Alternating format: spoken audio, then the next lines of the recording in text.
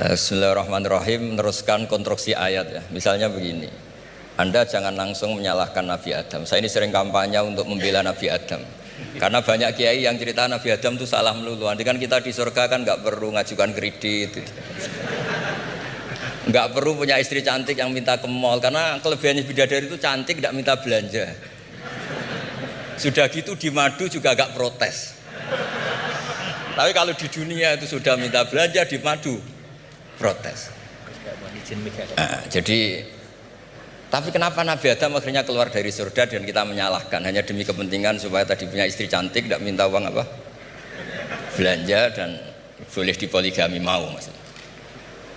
Di konstruksi ayat itu tidak ditampakkan, tapi semua ahli tafsir tahu. Misalnya fadallahuma bihurur, setan menipu Adam dan Hawa dengan curang. Hurur itu nipu. Jadi kalau ngaji nipu itu mulai dulu itu ya gurunya setan itu. Jadi Nabi Adam itu di surga dengan penuh limpahan anugerah. Buah apa saja ada, makanan apa saja ada, enggak bayar. Tempat mewah leg juga enggak bayar. Kalau Anda di hotel leg sedikit aja bayarnya minta ampun. Akhirnya setan itu pura-pura nangis. Nangis terseduh-seduh. Akhirnya Nabi Adam menghampiri. Kenapa kamu nangis? Saya ini iba sama kamu, kasihan. Nikmat begini nikmat, pada akhirnya Anda ini mati. Karena Anda manusia, pasti mati. Kasihan sudah senikmat ini kemudian Anda mati. Pura-pura nangis, jadi lama ya nangis, acting itu. Akhirnya Nabi Adam tanya, lalu solusinya gimana? Terus setan tinggal numpangi. Hal adulluka ala syajaratil khuldi wa mulkil la yafla. Kamu mau tak kasih vitamin, makan pohon khuldi. Nanti kalau kamu makan itu terus abadi. Jadi terus setan, Nabi Adam mulai ragu ya, tapi Allah melarang saya makan pohon khuldi itu, syajaratul khuldi itu. Kamu tidak usah cari tafsirnya, itu anggur apa ketela apa duren, itu namanya orang kurang penggawean itu gak penting. Ketika Allah tidak menjelaskan detail itu berarti detailnya itu tidak penting. Kamu sok penting nyari itu apa ya? Allah saja tidak menjelaskan, kok kamu yang manusia mau menjelaskan. Akhirnya Nabi Adam tanya, apa betul Allah itu melarang saya makan itu? Terus Allah cerita, wa qasamahuma inni lakuma laminan nasihin. Terus setan itu cerita, demi Allah saya tahu info terbaru bahwa sekarang nggak apa-apa. Jadi hukum terbaru itu. Singkat cerita Nabi Adam makan. Ketika makan, berarti setan salah karena menipu Nabi Adam, Adam salah karena makan pohon khuldi tadi. Apa yang terjadi? Allah manggil Nabi Adam, Adam kenapa kamu makan itu? Bukankah pohon-pohon yang lain, buah-buah yang lain itu cukup? Kenapa kamu makan yang saya larang itu? Terus jawab Nabi Adam ini yang unik, yang kita harus bela Nabi Adam ila yaumil qiyamah. Wa izzatika ya Rabbi ma'adzunnu anna ahadan yahlifu bika kadiban. Demi kehormatanmu ya Allah, ketika engkau disebut oleh setan, saya tidak pernah mengira ada orang berani mencatut nama engkau kemudian dia bohong. Loh, ini contohnya Pak Fajar ini. Sama temannya yang paling sering bohong itu dia nggak percaya, tapi meskipun sering bohong kalau dipanggil Pak Rektor ngecek ulang apa enggak, kalau kalimatnya dipanggil Pak Rektor pasti nggak ngecek ulang, meskipun teman yang sering bohong pasti langsung nyari Pak Rektor. Saya misalnya sebagai murid Mbah Maimun punya teman yang sering bohong sekalipun terus bilang Gus dipanggil Mbah Maimun, pastilah langsung ke sana karena disebut nama itu orang sudah tidak berpikir jelimet. Ketika engkau disebut ya Allah, saya tidak pernah ngira ada orang mencatat nama engkau kemudian dia bohong, sehingga Allah itu haru sama Nabi Adam. Makanya Nabi Adam itu diusir. Ini meneruskan ayat yang dibaca Mas Majid tadi. Diusir tapi disangoni. Dam, secara prosedur hukum kamu harus saya usir karena kamu melanggar. Tapi tak sangoni, lucu kan? Tak sangoni. Kamu baca ini ya. jadi unik. Makanya ayatnya fatalaqqa Adamu mir Rabbi. Bukan kreasinya Nabi Adam. Kalimat itu bukan kreasi Nabi Adam, tapi hadiah sama Allah. Ini kamu secara laturan tak usir, tapi tak sangoni, ini dibaca nanti. Tapi Nabi Iblis tidak disangoni. Karena memang dia penipu betul. Sudah gitu akting pura-pura nangis, pura-pura ini itu. Jadi benar-benar penipu ulung. Makanya sekarang pun kalau penipu itu memang harus sopan, harus nangis. Itu cara untuk Karena sanatnya penipuan memang begitu, sanat awalnya memang begitu.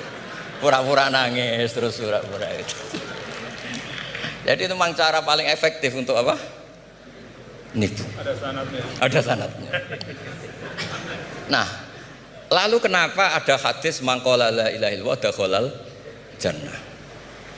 Ini terakhir terus nanti Mas Masdi ngendikan terus doai sekalian. Perintah Sohibul Bait, bukan permintaan, perintah. Perintah itu bukan berarti tidak sopan. Memang bahasa Indonesia itu gitu. Permohonan itu mesti diabaikan. Kalau perintah itu agak tegas. Bukan masalah. Jadi begini. Saya ulang lagi konstruksi ya, konstruksi ayat fadallahuma bihurur. Kenapa mangqala la ilaha illallah dakhalal jannah? Itu unik. Kalau kita baca hadis, ada orang itu pendosa, salahnya sudah minta ampun. Sama Allah dipanggil. Ini hadis musnad, riwayat Musnad Ahmad dan banyak riwayat yang lain. Dipanggil, "Fulan, kamu ke sini. Kamu lihat itu apa?" "Bok, Gusti." "Berapa?" 99. Per bok itu maddul basor. Sepanjang mata melihat itu isinya dokumen kesalahan dia. Jadi nggak kayak yang di pengadilan itu hanya beberapa tumpuk. Itu sepanjang dia lihat itu kesalahannya dia. Sepanjang dia melihat. Sudah gitu jumlahnya 99. Sehingga dia putus asa, dia akan masuk surga.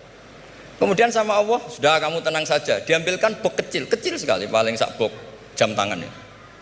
Dah, innaka lan tuzlamal yaum, kamu tidak akan terdolimi. Kenapa Gusti? Ini kamu punya kebaikan ini kecil sekali. Ya apa efeknya Gusti? Kan nggak ngefek kesalahan seperti itu.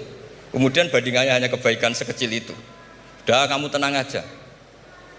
Setelah ditimbang, box 99 yang jumlahnya maddul basor kira-kira 3 kilo sama satu wadah jam kecil, ternyata setelah ditimbang itu menang yang 1 jam kecil. Karena isinya la ilaha illallah. Malaikat itu tidak berani. Kamu berani, ada namaku kemudian kamu abaikan. Saya dipanggil 1000 mahasiswa UII sama satu Pak Rektor, Pak Fajar. Kemana arahnya? Ke satu rektor apa ke 1000 mahasiswa yang manggil? Pak Rektor, kan ini urusan nasib. Nah ini cerita. Malaikat yang nimbang Pak Warsono itu diprovokasi sama malaikat yang lain. Kamu berani nggak mempertimbangkan kata Allah di situ?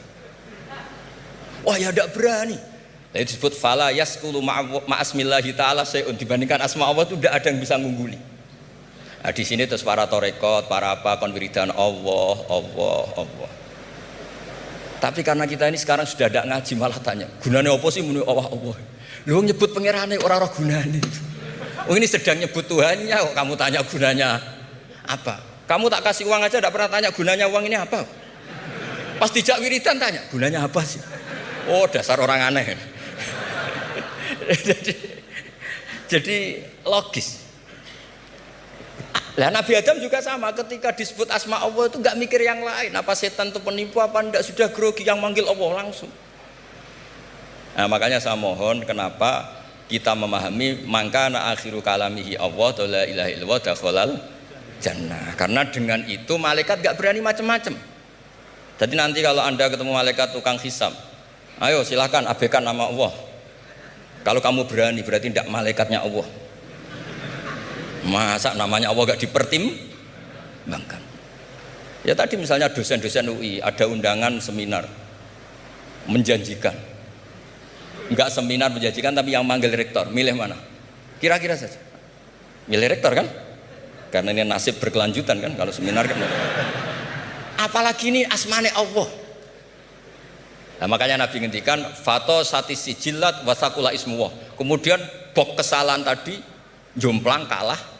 Kemudian yang menang hanya asmanya Allah Subhanahu wa ta'ala. Makanya terus disebut, sudah Nabi ketika tanya amal apa paling baik ya Rasulullah, gini, dzikrullah fisirri wal alan, gini. Dan kamu mati dan kamu hidup walisanu katordun, kamu harus selalu ingat Allah Ta'ala. Lah dene saya sekarang itu sudah biasa ingat Allah terus disuruh ingat rektor, ya muga-muga itu tugas dari Allah juga. Saya tidak tahu apa benar apa tidak tahu.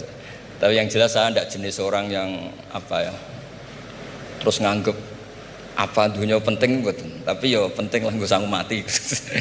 Tapi yang jelas supaya sampean ngerti madhab saya, karena ini ngaji dan saya punya niat baik, maka saya ungkapkan cara berpikir saya. Jadi sampean tidak usah kaget, mungkin namanya kan mengabaikan kesalahan, cara berpikir nggak gitu. Kita punya riwayat sahihah bahwa ketika malaikat mengabaikan semua kesalahan ini karena nggak berani memperbandingkan asmane Allah dengan yang lain. Makanya disebut di akhir hadis fala yaskulu ma'asmillahi ta'ala syai'un. Ketika sudah nyebut Allah harus dianggap selesai. Nggak boleh habis nyebut Allah mau mati kredit, nggak boleh. BPKB di bank ini nggak boleh. Nanti akhir hayatnya bilang BPKB bukan Allah. Nggak harus kata Allah itu mengunci. Disebut akhiru kalami. Lah kalau sampean tanya, kenapa itu menjadi penting? Karena tadi malaikat tidak akan memperbandingkan Allah dengan yang lainnya. Makanya ketika ulama-ulama sufi, kalau kamu habis salah istighfar, nanti di sohifah kamu akan ditulis habis salah, salah. Terus di belakang ditulis, tapi setelah itu dia bilang astagfirullahaladzim. Nanti malaikat tinggal aja kamu teror. Kamu mempertimbangkan Allah apa yang itu? Ini tak ajari nih. Kalau tepak ya kamu didengar, kalau tidak malah digebuki. Tidak tahu saya. Tapi itu ijazah resmi nih hari ini. Hadisnya akurat. Ijazah. Nggih ngoten mawon kok nak kesuwen kepinteran nyanyi kula. Assalamualaikum warahmatullahi wabarakatuh.